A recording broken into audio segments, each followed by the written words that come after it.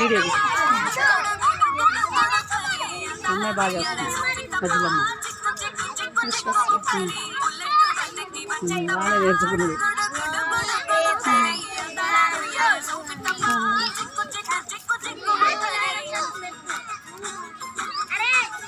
అయిపోయింది. ఏమైంది? అయిపోయిందా? అయిపోయింది.